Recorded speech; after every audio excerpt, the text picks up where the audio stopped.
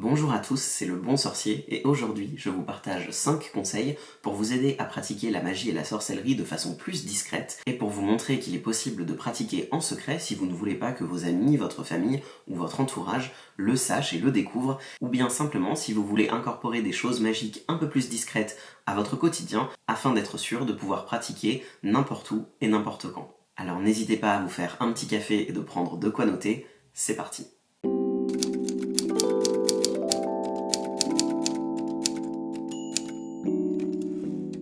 Pratiquer la magie et la sorcellerie, de tout temps, ça n'a jamais été vraiment bien vu. Et à l'heure actuelle, ça ne l'est pas forcément beaucoup plus, soit parce que les gens vont se moquer, soit parce qu'ils ont eux-mêmes des croyances spirituelles ou religieuses assez fortes et qui entrent en contradiction avec les valeurs et les actions liées à une pratique magique et sorcière, mais aussi simplement parce que beaucoup de gens ont du mal avec ce qui est différent, peuvent en avoir peur, et donc ces personnes-là peuvent parfois agir de façon violente envers les personnes qui pratiquent la magie ou la sorcellerie, voire simplement les ostraciser, les mettre un peu à part. D'ailleurs, je me permets de vous dire que si le sujet de la peur en magie et de la peur de la figure de la sorcière vous intéresse, j'ai fait une vidéo entière sur le sujet que je vous mettrai juste en haut à droite. Ceci étant dit, et ce risque étant effectivement bien réel, ça me paraît intéressant de pouvoir aborder des petits conseils finalement afin de vous permettre de pratiquer plus discrètement, en secret, sans forcément que tout votre entourage ne le sache, que ce soit votre famille, vos amis, vos collègues de travail, pour vous permettre de conserver quand même ou bien de débuter votre pratique magique. Je me permets aussi de préfacer cette vidéo en vous disant que si vous êtes dans une situation peut-être complexe, par exemple si vous vivez encore avec des parents très religieux qui sont très contre les pratiques magiques et sorcières, j'insiste sur la nécessité que vous fassiez attention à vous, que vous ne vous mettiez évidemment pas en danger, et que peut-être certains de ces conseils s'appliqueront plus à certaines situations qu'à d'autres, et qu'à l'heure actuelle, si être transparent ou transparente sur votre pratique magique et spirituelle peut vous exposer à du danger, je vous conseillerais personnellement de faire évidemment attention à vous. Tout ça étant dit, sans plus attendre, mon premier conseil concerne les espaces dévotionnels et les autels. On a parfois l'impression que le fait de devoir pratiquer en secret ou bien en tout cas de façon discrète ne peut pas aller main dans la main avec le fait d'aménager chez soi des espaces dévotionnels et des autels. C'est vrai à un certain degré, quand on veut rester discret, on ne peut pas forcément installer un grand autel chez soi, dans sa chambre, dans son appartement, mais en vérité ça n'empêche pas complètement toute forme d'autel et toute forme d'espace dévotionnel. Par exemple, il est possible de créer des autels portables ou bien dissimulables dans des petits contenants que vous pourrez cacher aisément dans votre chambre. Par exemple, c'est possible de créer un autel dans une boîte à chaussures ou bien dans une petite boîte en bois, une boîte même, une ancienne boîte de conserve, une toute petite boîte en fait que vous pouvez dans ce cas fermer à chaque fois que vous voulez la dissimuler et la cacher par exemple dans vos vêtements dans votre placard ou bien sous votre lit ou simplement même à la vue de tous sur une étagère. Dès lors qu'elle est fermée, les gens ne vont pas forcément entrer chez vous et directement voir un autel, mais ça vous permet quand vous avez envie de vous recueillir d'ouvrir la boîte et d'avoir à l'intérieur par exemple une image d'un esprit ou d'un dieu que vous voulez prier, une petite bougie chauffe-plat, un bijou ou bien un chapelet, n'importe quoi finalement que vous auriez pu poser sur un autel en grand chez vous, mais que vous voulez conserver dans une petite boîte. Ça peut vraiment être une très petite boîte, ça peut simplement par exemple être une boîte à allumettes, mais ça peut aussi être une boîte à chaussures qu'on range sous son lit, ça c'est quelque chose que je trouve assez pratique. Mais même sans parler de boîte, finalement, votre autel, ça peut simplement être une petite photo, par exemple une photo de vos ancêtres, ou une photo d'un esprit ou d'un dieu que vous aimez prier, accroché chez vous ou bien mis sur une étagère avec simplement une petite bougie chauffe-plat que vous mettez de temps en temps devant pour prier et pour allumer la bougie. En vérité, le fait d'avoir ça chez vous ne va pas forcément éveiller vraiment des soupçons, puisqu'avoir une photo de ses ancêtres, avoir une photo finalement de sa famille, c'est quelque chose que beaucoup de gens ont chez eux, pratique magique ou pas, et c'est aussi assez facile d'avoir une photo qui représente une divinité ou un esprit sans forcément éveiller les soupçons, simplement parce que ça peut être une jolie image artistique, comme un tableau ou une illustration, mais ça peut aussi être simplement une représentation en lien avec une divinité ou un esprit précis, qui ne représente pas forcément la divinité ou l'esprit en question. Ce qui va permettre d'en faire une illustration et une décoration beaucoup plus lambda et discrète. Ça peut par exemple être simplement une photo ou un dessin d'un animal qui est lié à une divinité ou un esprit avec lequel vous souhaitez travailler. Ça peut simplement être quelque chose d'une couleur en lien avec cette divinité ou cet esprit, une image d'une plante en lien encore une fois avec eux, etc. Il y a vraiment plein d'options qui vont rester beaucoup plus discrètes et qui vont simplement avoir l'air finalement d'être un objet de décoration et que vous n'aurez pas forcément besoin de cacher dans une boîte. Et si vous ne pouvez même pas vous permettre d'avoir chez vous une photo encadrée ou quelque chose qui serait visible, si vous voulez conserver ça de façon discrète, vous pouvez simplement imprimer ou bien dessiner un attribut encore une fois d'un dieu ou d'un esprit avec lequel vous voulez travailler, ou bien une photo d'un dieu, d'un esprit, d'un ancêtre, que vous repliez simplement et que vous gardez sous votre oreiller, que vous gardez dans un livre en tant que marque-page, ou bien dans votre portefeuille, un endroit discret dans lequel les gens ne vont pas forcément aller fouiller, et que vous pourrez simplement prendre en main, déplier, tenir lorsque vous voudrez vous recueillir, lorsque vous voudrez prier, lorsque vous voudrez pratiquer. Et une autre forme d'hôtel et d'espace sacré auquel on ne réfléchit pas forcément, auquel on ne pense pas forcément quand on pense à ça, ça va aussi être d'aménager ce que j'appelle des hôtels digitaux. C'est-à-dire d'utiliser votre téléphone, votre tablette, même votre ordinateur, pour y installer votre hôtel. Ça peut être fait de plein de façons différentes, ça peut simplement être par exemple un tableau Pinterest ou un collage d'images dans lequel vous avez rajouté des images, des prières, des visuels qui vous rappellent encore une fois vos ancêtres, un esprit, un dieu avec lequel vous voulez pratiquer. Ça peut aussi être simplement le fait de mettre en fond d'écran sur votre téléphone ou votre tablette une image de vos ancêtres, une image de plante, une image d'un animal, d'un esprit, d'un dieu, etc. Et de façon un peu plus participative, ça peut même être d'ouvrir simplement sur votre téléphone l'application des notes, que vous retrouverez aussi d'ailleurs sur votre tablette, pour y placer des emojis de façon à ce que ça crée un hôtel numérique. Ça peut par exemple être une emoji de bougie, ou celle de la divination, placée à côté de celle d'un animal ou d'une plante, ou bien d'un élément, le feu, l'air, la terre, etc.,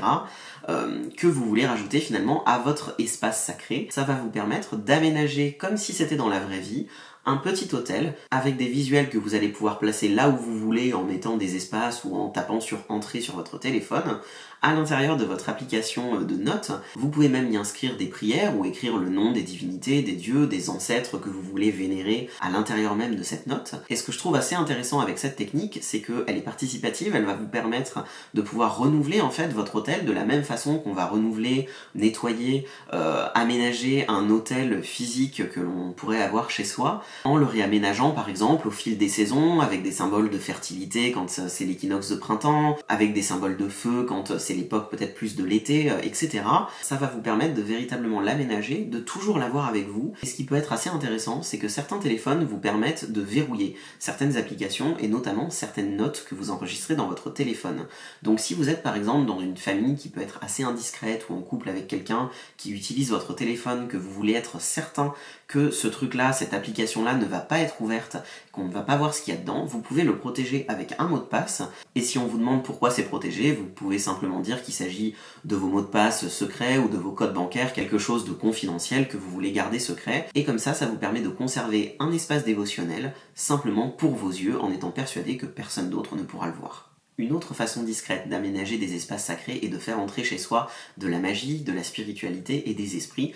ça peut simplement être finalement en accueillant des plantes chez soi, en ayant des plantes en pot. C'est quelque chose que beaucoup de gens font, qui n'est pas forcément que lié à la magie et qui ne sera donc pas du tout suspect pour qui que ce soit. Vous pouvez simplement dire que vous aimez les plantes, que vous trouvez ça joli, que vous trouvez que c'est une déco sympa, et ça va suffire à vous permettre d'avoir des plantes chez vous. C'est quelque chose qui fonctionne d'ailleurs aussi avec les bougies, puisque c'est vraiment un appareil de décoration maintenant, les bougies, notamment les bougies peut-être parfumées, un peu plus travaillées. Ce sont des choses que vous pouvez mettre chez vous, dans votre chambre, etc., qui ne vont pas forcément éveiller les soupçons et qui vous permettent de prier, de faire des offrandes, de vous recueillir simplement en allumant la bougie. Et si vous ne pouvez pas vous permettre de brûler de l'encens ou des bougies spécifiques pour des esprits ou des dieux précis, vous pouvez par exemple simplement prendre une bougie parfumée avec un parfum qui vous rappelle l'esprit, la déité ou l'ancêtre en question. Cette discrétion dans les espaces dévotionnels s'applique aussi d'ailleurs pour les offrandes. Une façon assez simple de faire une offrande très discrète, c'est simplement de verser un verre d'eau pour une déité, un esprit, un ancêtre, peu importe l'entité avec laquelle vous souhaitez travailler ou que vous souhaitez honorer,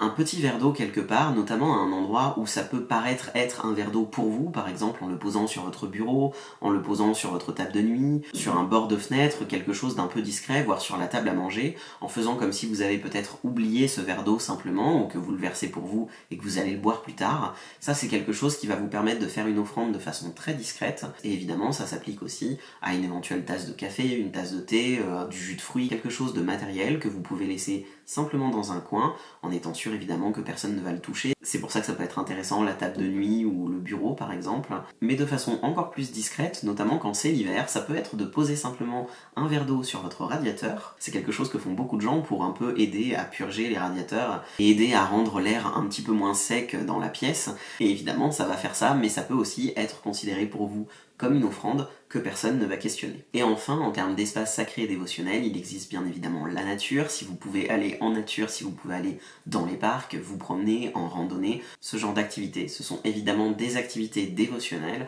dans des lieux dévotionnels qui sont déjà des hôtels. Tout comme finalement vous l'êtes également, si vous voulez travailler sur vous-même, si vous voulez prendre un bain, si vous voulez vous faire du bien, c'est aussi déjà travailler sur un espace dévotionnel, sur un espace sacré, puisque la nature et vous-même et tout être vivant est déjà un espace sacré. Mon deuxième conseil concerne des pratiques de divination à pratiquer de façon plus discrète ou bien en secret. Ça peut être évidemment très tentant de s'acheter des oracles, de s'acheter des tarots et des pendules de divination, mais si vous ne pouvez pas vous le permettre actuellement et que vous voulez rester plus discret ou discrète que ça, il y a quand même des options qui vont vous permettre de pratiquer la divination de façon plus discrète que ça. Ça peut par exemple être le cas de la divination avec de simples cartes à jouer, comme les jeux de cartes avec lesquels vous pouvez jouer à la bataille, ce genre de choses. Ça peut être aussi de la divination avec des dés à jouer, là encore une fois, que vous pouvez simplement emprunter dans votre placard de jeux de société. Ça peut aussi être de l'écriture ou bien des dessins automatiques. Ça peut être de la pratique divinatoire avec des miroirs, si vous avez déjà des miroirs chez vous.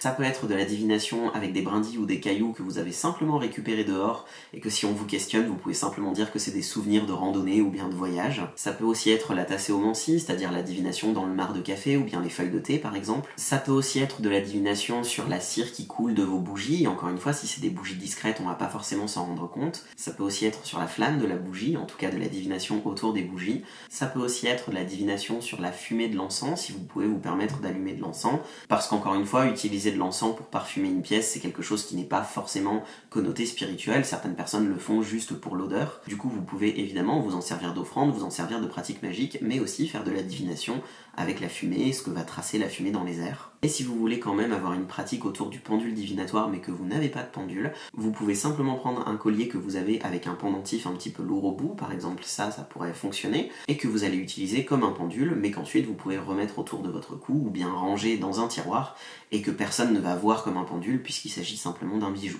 Pareil, de façon discrète et rapide pour les pendules, il y a une pratique ancestrale qui se pratique beaucoup dans le bassin méditerranéen, notamment en Italie, en Espagne, qui consiste notamment pour les femmes à prendre une longue mèche de leurs cheveux et à attacher au bout leur bague, notamment de fiançailles, mais ça peut aussi être simplement une bague, ce qui va vous permettre encore une fois de l'utiliser comme un pendule très rapide et que vous pouvez simplement ensuite jeter entre guillemets à la poubelle. Vous pouvez simplement jeter vos cheveux dans la poubelle de la salle de bain et remettre votre bague évidemment autour de votre doigt. Mais si vous n'avez pas forcément envie de vous couper une mèche de cheveux à chaque fois que vous avez envie de faire ça, ça peut simplement être de garder une petite chaîne ou bien un ruban ou un bout de ficelle quelque part dans votre chambre ou chez vous que vous attacherez effectivement à chaque fois à votre bague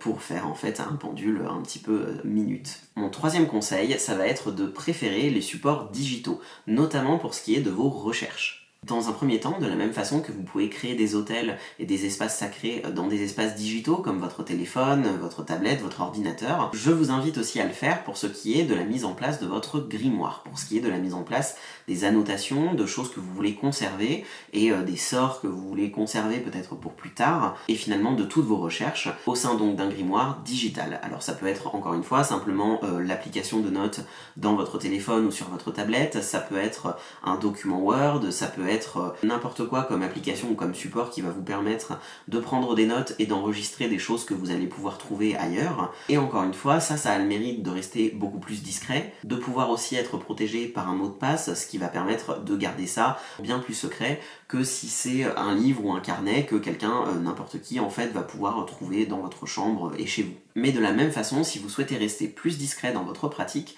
je vous invite aussi à faire vos recherches sur des supports dématérialisés. Il y a beaucoup plus de ressources qu'on ne le pense sur internet. Il y a notamment beaucoup de grimoires anciens qui sont disponibles dans leur entièreté en format PDF sur internet, mais il y a aussi d'autres livres autour de la spiritualité, autour de l'ésotérisme et de l'occultisme disponibles à nouveau en PDF, soit en partie, soit en entièreté sur internet. Et évidemment, il y a aussi tout ce qui est recherche universitaire, articles universitaires, sites de recherche historique, de recherche autour du folklore, autour même de la science, de certaines plantes, de certains animaux, etc. Et évidemment, il y a aussi sur internet tout un tas de praticiens qui partagent leurs propres pratiques, que ce soit en vidéo comme je le fais aujourd'hui, mais aussi sur des blogs, sur les réseaux sociaux, etc. Tout ça, ce sont des ressources qui ont évidemment l'avantage d'être discrètes, ça va pas vous obliger à conserver chez vous des livres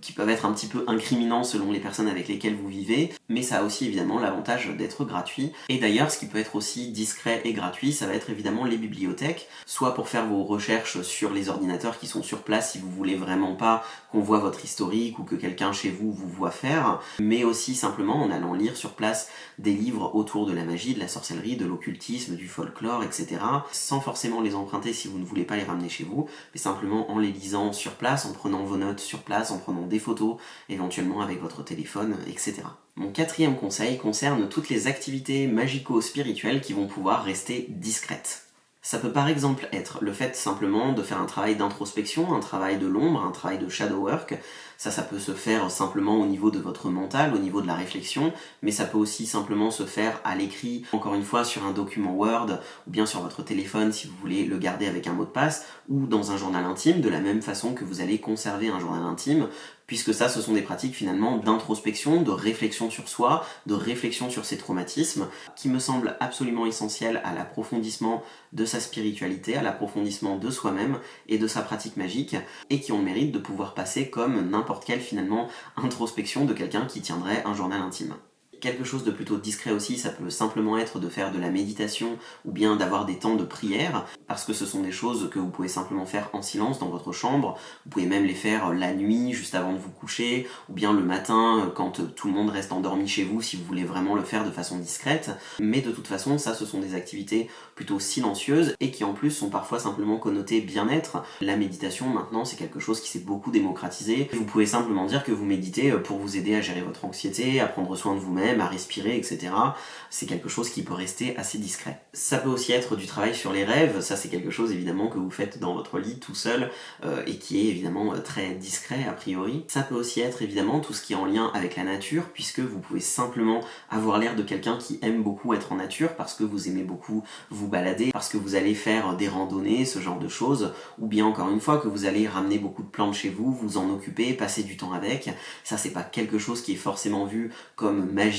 ou sorcier, ça peut simplement être quelque chose que vous aimez bien faire parce que vous aimez bien la nature, et donc ça peut évidemment être tout un tas d'activités autour de ça, simplement aller passer du temps en nature, aller s'y recueillir, aller prier, aller méditer là-bas, ça peut être aller parler avec des plantes, ça peut être parler aux plantes que vous avez chez vous, ça peut être simplement passer du temps avec, mais ça peut aussi être aller par exemple à des manifestations autour de l'écologie, aller faire des ramassages de déchets, ce genre de choses qui sont finalement des offrandes pour la nature, une façon pour vous de passer du temps en dévotion pour les esprits de la nature. Ça peut aussi être d'avoir chez soi et de boire des tisanes, des herbes, ce genre de choses, ça pareil, c'est juste des pratiques assez communes. De ramener aussi chez soi des bouquets de fleurs, de s'acheter par exemple des huiles ou bien des hydrolats de plantes sous le prétexte par exemple que ce sont des produits simplement de beauté un peu plus naturels pour vous, voilà tout ça, les huiles essentielles aussi, tout ça c'est des choses que vous allez pouvoir avoir chez vous, être en contact grâce à ça avec la nature de façon très discrète. Vous pouvez aussi travailler avec les énergies de la lune et du soleil en faisant charger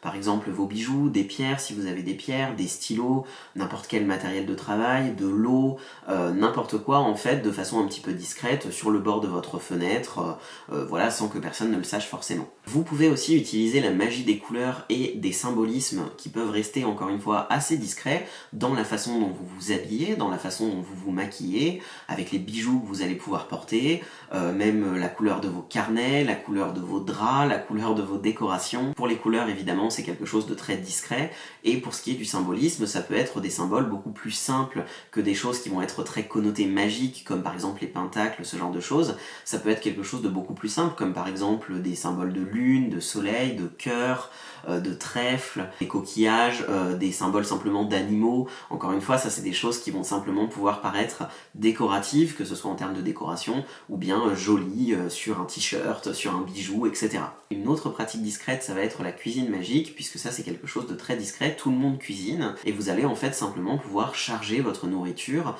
d'intentions, de prières, la bénir, y inscrire des sigils, vous mettre en contact avec certains alliés à travers votre cuisine, à travers les ingrédients de vos recettes, avec le sel, avec les herbes, etc. Vous pouvez aussi vous mettre en relation évidemment avec vos ancêtres en cuisinant des recettes ancestrales, en disant des prières de dessus, en vous concentrant quand vous cuisinez, en faisant un moment dévotionnel, en le mangeant de façon un petit peu par exemple méditative, en conscience, etc. Tout ça, ça va être des choses qui peuvent paraître assez lambda, qui sont très discrètes et qui vont vous permettre de pratiquer la magie en secret. Et de la même façon, ça peut être simplement d'utiliser les sigils en les traçant par exemple avec de l'eau ou avec des encres un petit peu invisibles ou qui s'effacent en tout cas avec le temps, en les traçant dans l'air avec votre doigt, avec un bâton, avec ce que vous voulez, en les traçant dans ce que vous cuisinez, mais aussi dans vos boissons, en chargeant avec un sigil votre café ou votre thé du matin par exemple, en mettant sous votre vernis à ongles pour qu'il soit recouvert de vernis et qu'on ne les voit plus, en le traçant sur vous avec votre crème de visage ou de corps par exemple avant de l'étaler ou avec du maquillage. Tout ça, ça va être des façons d'utiliser les sigils de façon très discrète, absolument invisible. Et d'ailleurs, si les sigils, les différentes façons de les utiliser et de les créer vous intéressent, j'ai fait une vidéo entière sur le sujet que je vous laisserai encore une fois en haut à droite si ça vous intéresse d'aller la voir. Et enfin, mon 5e conseil concerne des partenariats avec des alliés magiques discrets, voire secrets. Ça va être le fait de simplement approfondir ou bien créer des partenariats animistes, magiques, spirituels avec des esprits qui font partie de la vie quotidienne de tout le monde et qui ne vont donc pas paraître suspects à votre entourage et aux gens autour de vous. Alors dans un premier temps, ça peut être tout ce qui fait partie des ingrédients de cuisine, le sel, le poivre, les herbes comme le romarin, la sauge, ce genre de choses, mais aussi les épices comme la cannelle, le clou de girofle, les piments, etc. Voire les tisanes, on en a un peu parlé, les thés, le thé vert, le thé noir, le sucre, l'huile d'olive, l'eau, etc. Le café, tout ça en fait ce sont des choses que tout le monde a chez soi, qui ne sera pas étrange de trouver dans vos placards, on va pas directement penser que vous êtes une sorcière parce que vous avez du café ou des herbes chez vous, or elles peuvent entièrement faire partie de votre pratique magique et sorcière. Pareillement, j'en ai déjà un peu parlé, mais ça va être simplement le fait de pouvoir avoir des plantes chez soi, mais aussi des hydrolats, des huiles, là encore une fois, peut-être sous le prétexte qu'il s'agit simplement de produits de beauté bio. Pareil pour ce qui est des huiles essentielles et des tisanes, pour ce qui est des éventuels compléments alimentaires contenant certaines plantes que vous voulez ingérer, mais aussi pour ce que vous pourriez ramasser dehors, des brindilles, des pierres, des plantes que vous allez pouvoir cueillir, que vous pouvez simplement ramener chez vous en souvenir d'une balade, en souvenir d'un voyage ou d'une randonnée, et qui du coup ne vont pas vraiment éveiller de soupçons. Ça peut être évidemment aussi des bouquets de fleurs, des bougies parfumées, ça peut être aussi des petites bougies chauffe-plat, voire des parfums d'ambiance, tout ça ce sont des choses encore une fois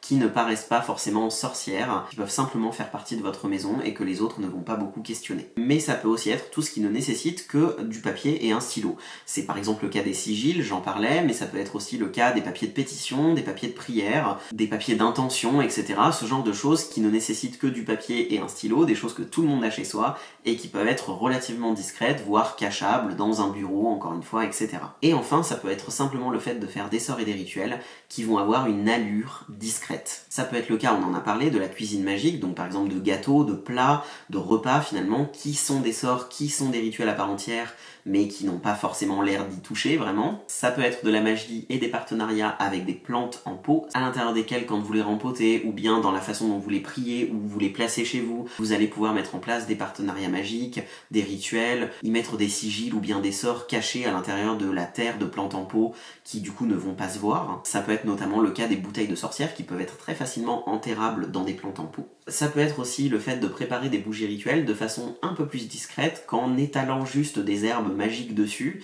en prenant par exemple des bougies en pot, à l'intérieur de laquelle vous creusez un petit trou, dans lequel vous allez pouvoir mettre en petite quantité du coup des huiles rituelles ou bien des plantes, ce genre de choses, et derrière que vous allez pouvoir recouvrir de cire en brûlant un petit peu la cire afin qu'elle s'égalise, ce qui fait qu'en fait les alliés magiques de votre rituel sont un peu cachés dans la cire et que du coup ça en fait une bougie juste très discrète que vous allez pouvoir laisser allumer simplement comme un objet de décoration alors qu'en fait c'est une bougie rituelle. Ça peut être aussi la création de sprays, de petites bouteilles de spray pour par exemple la purification, le bannissement, pour la protection, pour l'amour, pour l'attraction, pour l'abondance, etc. En fait pour n'importe quelle intention magique, mais en le laissant dans une petite bouteille en spray que vous étiquetez par exemple parfum d'ambiance ou ce genre de choses, ce qui fait que tout le monde va penser que c'est un parfum d'ambiance ou bien une brume d'oreiller, quelque chose que vous allez juste utiliser comme ça et qui est du coup très discrète. C'est aussi d'ailleurs quelque chose que vous pouvez éventuellement faire avec des huiles magiques, bien que parfois ça peut être un petit peu moins discret, mais éventuellement si vous pouvez les cacher dans vos produits de bain ou bien vos produits de beauté,